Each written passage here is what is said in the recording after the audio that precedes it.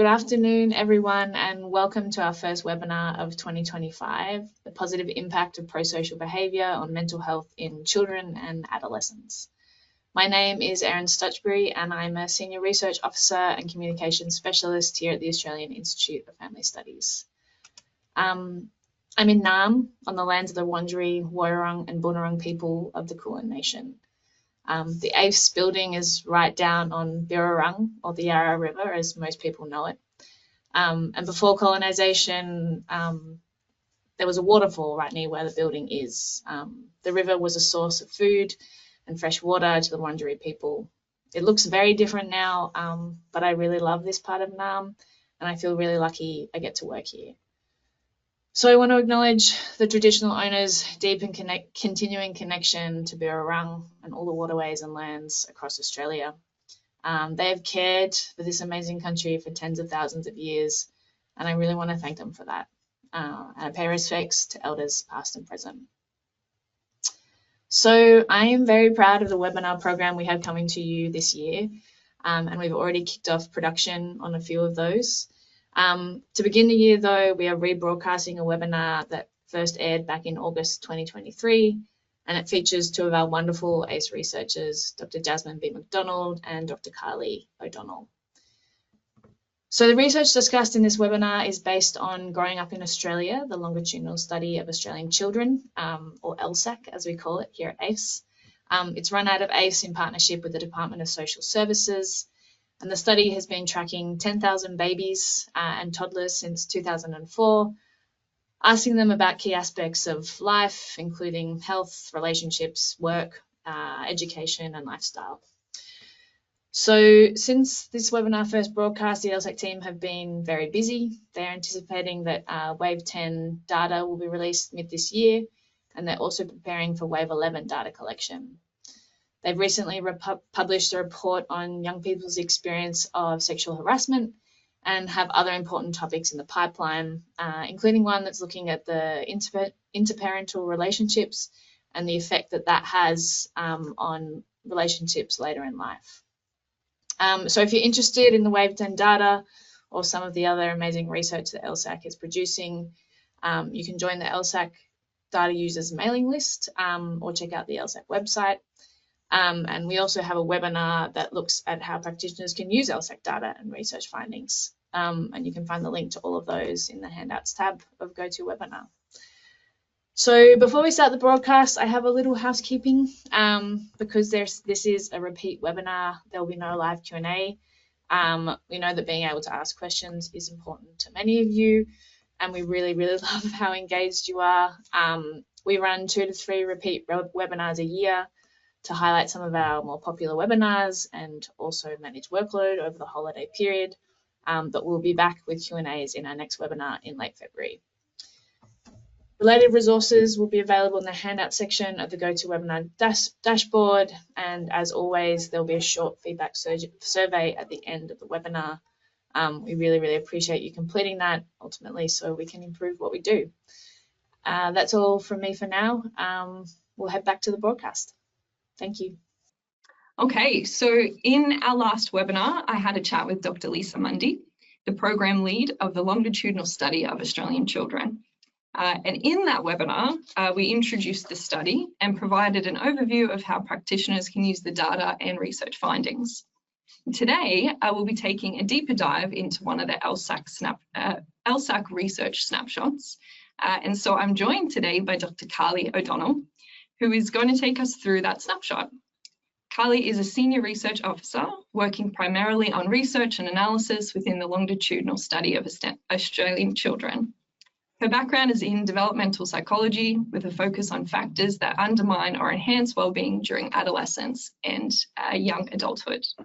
So I've actually wanted an excuse to collaborate with Carly for about 18 months. Very stoked that we can make that happen today. Thanks for joining me, Carly. Thank you, Jasmine. Yes, I'm very stoked. Jasmine and I started at the same time, so we went through our inductions together. So now we get to work together, which is far more interesting than induction. Agreed. Okay, so Carly, let's dive in. Talk to us about the snapshot. What's the kind of overall aim or focus of this one? Yeah, so this snapshot used data from LSAC, which if you didn't tune in to the last webinar, I'll give you a brief overview of how we collect the data in LSAC. So we follow two cohorts of Australian children. One cohort we followed since they were born, so they're our baby cohort, and the other cohort we followed since they're about 4 or 5, so they're our kindergarten cohort. And so we have surveyed them, the children and their parents, every 2 years since those ages, and they are now heading into their 20s or in their 20s. So it's quite a long study. It's a really exciting study, and we have such rich data about these children's lives. So this specific study that I'm talking about today, we are looking from the age of 4 to 17. So it's quite a broad range of that data. And basically the study aimed to look at how the cultivation of prosocial behaviours is associated with mental health across childhood and adolescence. And so when I say prosocial behaviours, that's quite a stuffy academic term for something that's quite inherent to all of us, which is those behaviours that are around sharing and supporting others, exhibiting kindness. You know, and in children, we see prosocial behaviours come out in places like volunteering to help out in the classroom, or if a younger child is hurt or upset, tending to them and sort of helping them through that experience. And it's really about sharing and helping. So my personal view is that prosocial behaviours are really what bind us together as people. So I personally think that they're very cool, and I was really happy to see the results that came out about how they are related to mental health. Yeah, I agree with everything you've said, and I think in particular to be able to focus on a strengths aspect related to mental health in young people is really nice, because we need to know when things aren't going right or focus on some more kind of serious topics, but to be able to have like a really positive research story is nice.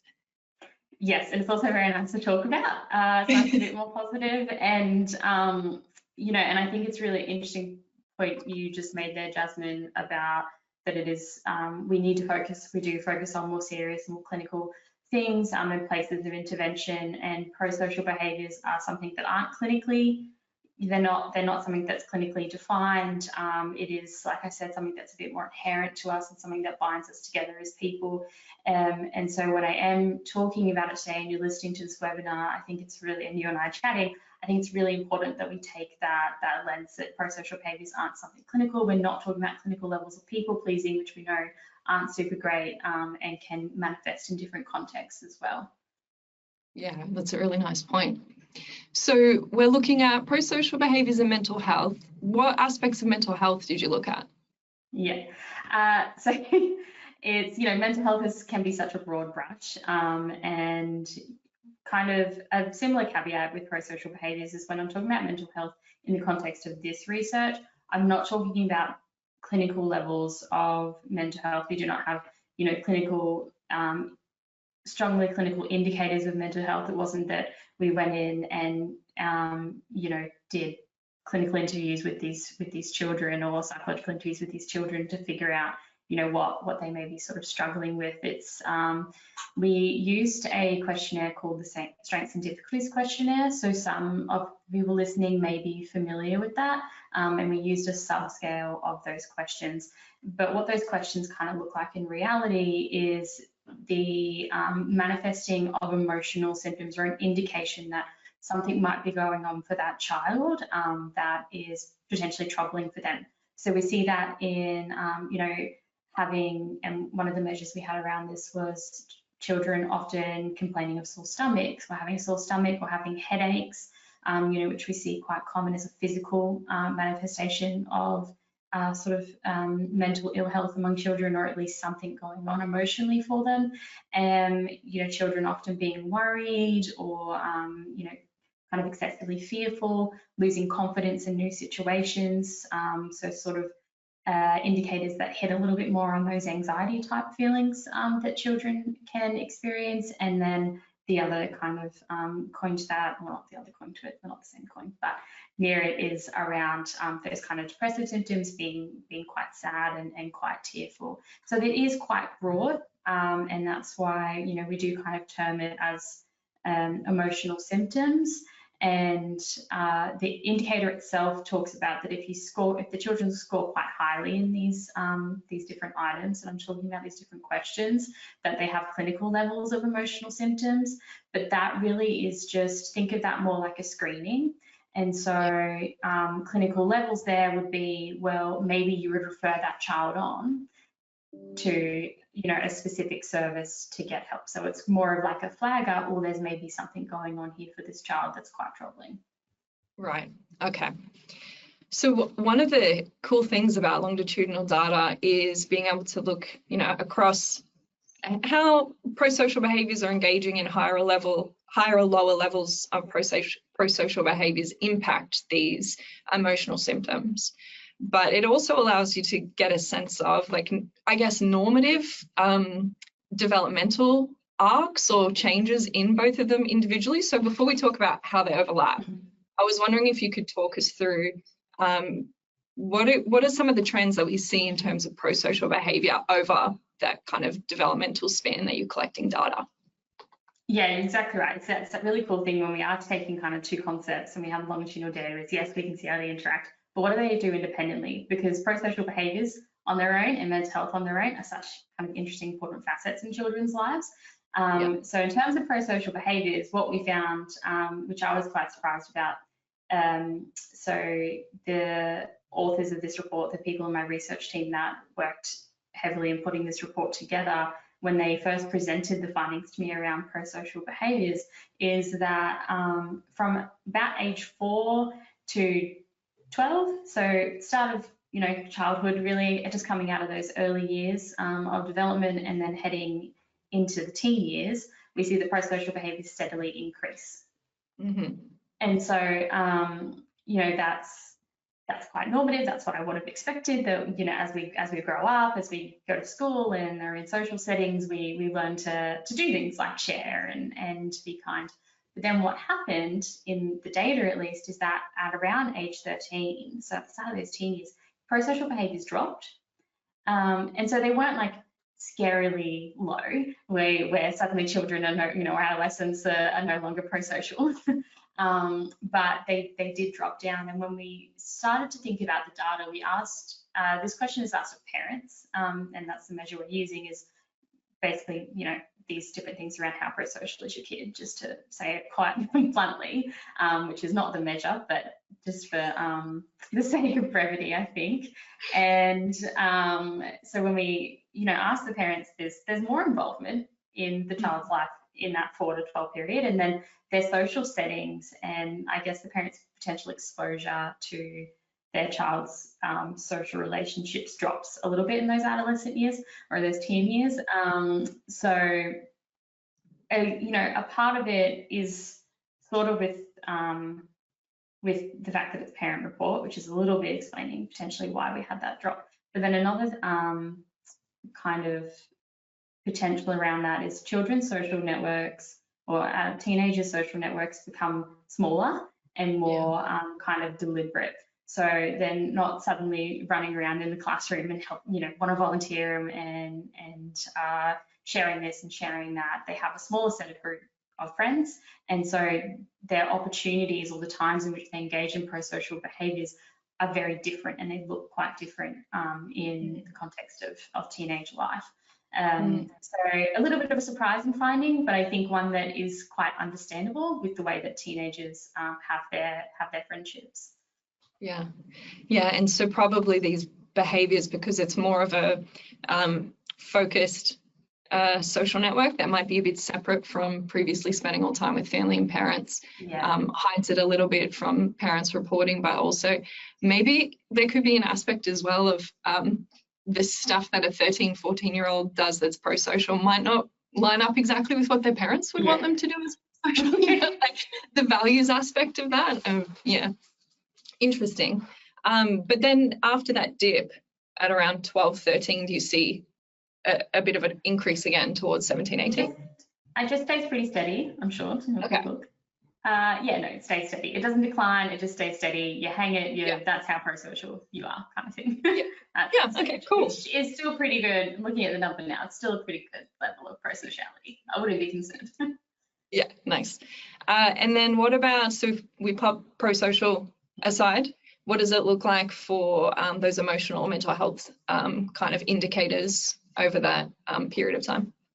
Yeah, it's prosocial hanging over here now. So with mental health, we actually found all the emotional symptoms. It's very, we found findings that are quite common in this research, which is that they increase over childhood and throughout adolescence. So at around age 4, 12% of children met those clinical levels of emotional symptoms. So would be a kind of a flag for potentially having something going on emotionally. But by age 13, this number is around 20% of our sample. And then by the time we get to age 17, it's about 1 in 4 young people, which is on par with what we see in adult populations or adult levels, particularly at the time that the data was collected, which was a pre-COVID time. I think it's important to note that these children were 17 prior to the onset of COVID. But yeah, it does unfortunately become more poor mental health, or these clinical levels of emotional symptoms do become more prevalent as children and young people get older. Yeah, okay. So when our powers combined across these two variables, what do we find? How do they interact with each other? You know, it was really interesting. And once again, it was something that surprised me when I was first presented with these findings in, the early work on this, is that in the younger years, prosocial behaviours are really helpful and are quite helpful in sort of those bringing down those that emotional symptoms and predicting reductions in emotional symptoms. But as children got older, this the strength of that relationship, so the sort of way that prosocial behaviours or being prosocial can help mental health, got a little bit smaller, and so it diminished a little bit as children got older. And now if we think a little bit earlier, well, their prosocial behaviours also got a little bit less as well. So there could be something around that perhaps we also just don't have as much prosocial behaviours happening in those later childhood and teenage years. But, I think sort of another part to this story is that it potentially just not necessarily wears off, but other factors become different, become important and can also impact mental health. And I think it's important to note that still by the age of 13, prosocial behaviours, being prosocial, is related to reductions in mental health. But after the young people start in their teenage years, that's no longer a significant relationship. So prosocial behaviours aren't going to being prosocial. Children can be as prosocial as they want. It won't, or at least in the data, significantly, predict reductions in their mental health, which I found quite interesting. Yeah. And I mean, social life, school, all these different things become more complex and complicated, and there's kind of more demands, through that kind of high schooling period. So it's interesting. It's important to keep that stuff in mind in terms of the families that we work with. Yeah. Okay. It seemed like from the snapshot a really kind of tangible prosocial behaviour to sink our teeth into was the findings around volunteering. Can you unpack that for us? Yeah, so the volunteering findings are really fun. They're one of my favourite things I ever get to talk about. You can see that on your face. Yeah, I love it. Because I just think they are something that, like you said, is quite tangible. So I think just broadly what the finding was. So I just said that we saw that prosocial behaviours sort of stopped being something that significantly impact mental health or reductions in mental ill health, or those clinical level symptoms of emotional symptoms, sorry. But what I liked is that in this finding around volunteering is that if children volunteered by age 12 to 13 or had volunteered in the previous, it was 1 to 2 years, so prior to turning 12 to 13, we saw that 2 years later, so in that kind of really nitty-gritty time of teenagehood, there's a likelihood of about a 28% reduction in mental health symptomology. So they're about 28% less likely to experience those poor mental health symptoms and those clinical levels of of emotional symptoms. And so, you know, for me, that's a really great finding, because by age 12, about 50% of our sample had engaged in volunteering. And so when we scale that up, that's thousands upon thousands of children that can potentially be helped, or their mental health can be impacted very positively by a behaviour that not only clearly gives something to the child, but gives something back to communities and individuals as well. So that's what makes me really excited about it, because it's such a sort of whole scale community finding in a way. Yeah. So like faith in humanity. I love it. Yeah. Yeah. The glue that binds us all. And maybe this is like something that's tricky to unpack, because there are so many factors, but like what's potentially happening here? Is it like building, like by giving, you're kind of building up those pillars in terms of social support, and then having something to kind of be there to give back to you, like having more of a community, or is it a bit tough to say? Yeah. No, I think you definitely touched on a lot of the really important things that are around that in what you just said. And we didn't unpack it in this research, so in this snapshot, which is really, I think, important to point out. But, you know, we're not the first to ever look into this, and there are decades of research in this space that volunteering and I think more broadly for young people, having a space to engage in an activity that is kind of beyond their everyday. So we see this when kids do sport, or they might go and engage in drama class, or do something sort of along the arts. Having a space and an activity that they can engage in that's outside the family home, that's outside the school context, it does broaden their social, you know, it broadens their social net. It gives them additional role models to talk to, which for children from disadvantaged communities can sometimes be really important. And what it does is, you know, from that aspect, it gives additional pillars of support, like you said. But then the other side around volunteering is that it just feels really nice to do something for a greater good, right? And, you know, particularly I think for a lot of people listening, and I certainly know this about you, Jazz, and for myself, is the work that we do is for some sort of greater good. And because we want to enact some sort of positive change in people's individual lives, or, you know, in the systems as a whole. But, you know, I think it's those little initial steps for that for a lot of our children, around learning how it feels and what it's like to give back and be able to enact a positive change too. Yeah, nice. Let's not act as though doing prosocial things is only to benefit other people. It makes us feel good too. Yeah. I had a developmental psych lecturer who used to say, scratch an altruist and see a hypocrite bleed. Now that's pretty cynical saying, but if we take it for what it more broadly means, it's like actually helping people feels good, and that's okay. Yeah. He was a character. I had lots of interesting sayings. It sounds like he's been a professor in psychology for, a long time. Maybe too long, yes. Yeah. So, I mean, we're talking about volunteering behaviours before the age of 12 and as young as 4. What does that look like? Because I know when I first had a look at this, I was thinking, I don't know. I don't think we often think about children and volunteering as we do in terms of adolescence and adulthood. Like, what kinds of behaviours are young people or young children engaging in? So the ones that we measured was formal volunteering spaces. And so once again, kind of a stuffy way to say places like volunteering opportunities that are run by organisations and basically are led by an adult. So there is somebody who's there arranging it and putting it together. And so in our data, and I definitely recommend people to go and have a look at the supplementary material PDF that sits alongside the snapshot, which is not something that people will inherently go to, I understand, because supplementary materials sound boring. They're not, they're a lot of fun, because what you'll see there is this long list of all the volunteering activities that we measured and that we asked the children about.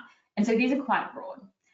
So this can, I'm just sort of having a quick look at the list now. So this can be something like volunteering at their local sporting club. So maybe, you know, coaching the younger levels or volunteering in the classroom. So this might be tutoring children who are, you know, a grade or two below, but as well as volunteering in spaces like animal welfare or taking part in Clean Up Australia.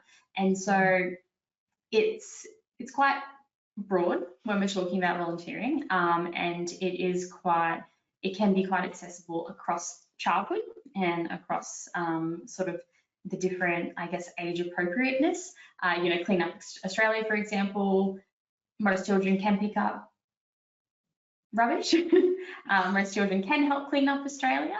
It is something that is pretty age appropriate across development, particularly with the right, gloves, and we'll mask them up and we'll get them like in the appropriate PPE to pick up rubbish. But it is, there's things like that that are a bit more age appropriate. Obviously, something like volunteering at a welfare shelter is something that I think we maybe associate a little bit more with older children and teenagers and definitely adults. And, like hospitals and things. Yeah, definitely. And, I'm just looking at the list again. We have things like Scouts, which once again, you can start, Scouts during childhood, but for something like volunteer firefighting or volunteer sort of the younger, I don't remember what it's called, but anyway, teenagers having experience in the firefighters or having experience with basically police, for example, or basically our emergency services, that is something that is, definitely more tailored towards the older people. But that doesn't mean that young children or younger children can't get exposure to that world as well. Things like community days and stuff like that. While it's not volunteering, it doesn't mean that they can't start to understand that these spaces exist for them to potentially one day belong to. Yeah, I like what I'm hearing. If I summarize what I'm hearing that I think is particularly useful for practitioners and the families they work with is, one, you already have this list of things for ideas. So that's quite useful if you're sitting down with parents and thinking about, all right, what might be useful, or a way for a young person, probably more so in adolescents, a young person to have independence and do something for themselves that they're interested in, but for younger children, something a family could do together. And also what I'm hearing is it doesn't need to be, too prescriptive. There's lots of options. And what's nice about that is different families have, different practitioners have different scope of how they can work with families, but also families have different availability of time and resources. And we need to think about things like various aspects of accessibility and diversity. So yeah, I like that you're not saying this is what you need to do by this age. It could already be something that the child's involved in. So they're playing sport, maybe they can hang around after a game and be involved in the next one. I think that's nice because it doesn't put too much pressure on families and practitioners. No, exactly. And you touched on such an important thing there, and it's something that every time I talk about this, I need to make sure it's said, because I don't want this to become another thing that parents and practitioners need to make sure children are doing. Just because volunteering, just because you see this reduction in the data in mental health symptoms, just because volunteering is something that can help young people, doesn't mean that we have to make sure that every family does it and put this extra pressure on parents and practitioners to make sure children are getting involved. That is not accessible for everyone. That does not make sense for everyone, particularly in the current economic times. So many parents don't have the time. So not only are they potentially resource poor, they're time resource poor, which is major. And practitioners as well, time resource poor. So it's something that we need to be aware of. And just because we looked at these formal spaces where children can volunteer, it doesn't mean that that you have to go and enroll your child in Clean Up Australia or get them to go and plant trees, as one of our colleagues did with their child recently, which is great. But they spent a day of their weekend doing that. Not every parent can spend a day of their weekend doing that. Parents that have to work shift work or have children of multiple ages and need to shepherd one child to this sport and this other child to something else, and suddenly their Saturday is taken up with driving. So I think it's important to say that you can start small. It doesn't have to be formal. This is kind of me saying it. It's not necessarily in the data that it doesn't have to be formal, but I think it's a bit of a common sense thing that if we think about that, it feels good to help. It's good to get children involved in the community. we all have neighbours. Maybe your child's might go help out the neighbour, or maybe they'll mow their grandparents' lawn, or maybe they'll pull some weeds, or something like that, to just get children and young people to learn those feelings and develop those feelings around what it is to help, what it means to help, and how you can help diverse groups of people as well. The help that someone who's older might need compared to your neighbour who's maybe in their 30s or 40s is going to look quite different. So it gives that diversity of experiences too. So yes, you touched on a really important point there about accessibility and access, and I just need to say again, this should not be something that needs to be added to parents' to-do list, because they're long enough as it is. Yeah, I think that's a really nice kind of conclusion and summary of the points being made today. This has been really fun and interesting. And who knows, maybe the adults watching will be a little bit inspired to go do some volunteering as well, whether or not they're with same young people. We'll see. Amazing. Well, I think that's a good space to wrap up. I really appreciate you coming and having a chat with me and kind of us collectively today, Carly. Thank you very much. Thank you, Jasmine. I also want to shout out to the aifs team behind the scenes and everybody who's been involved in putting this together. It's always a team effort, and we've got an awesome team, so thank you. We would like to thank the LSAC participants, because without their involvement in the study over a really long period of time and it being a big part of their life, we can't have these insights that inform practice and future research without their participation, so thank you. And of course, thank you for coming along and joining us for the webinar today, our audience online. I really hope that you found it as interesting as I did, and it's helping you percolate some ideas for your practice or the families that you work with, or within your own kind of family context. Alrighty, so just a couple of reminders of things. This webinar is going to be available on our website in about 2 weeks. So remember, subscribe to aifs News so that you can get access to information about next webinars, resources, snapshots like this one, and to hear when the webinar recording is available. And remember the feedback survey. Please take time to share your thoughts, because we're always trying to create something that's useful for you. I get to have interesting conversations, and that's fun, but if it's not useful to you, then, all for naught. A cool thing I get to do today is shout out for our next webinar, which is being produced in partnership with the National Association for Prevention of Child Abuse and Neglect, or NAPCAN, for National Child Protection Week, which is in a couple of weeks' time. So this webinar aims to build practitioner awareness and understanding of child emotional abuse. It'll also look at the importance of supporting parents as a way to prevent child abuse. So we really hope you can join us for that webinar during what is a really important week. Okay, so you can head to our website for information about that upcoming webinar. Thanks again for joining us, and thanks again, Carly.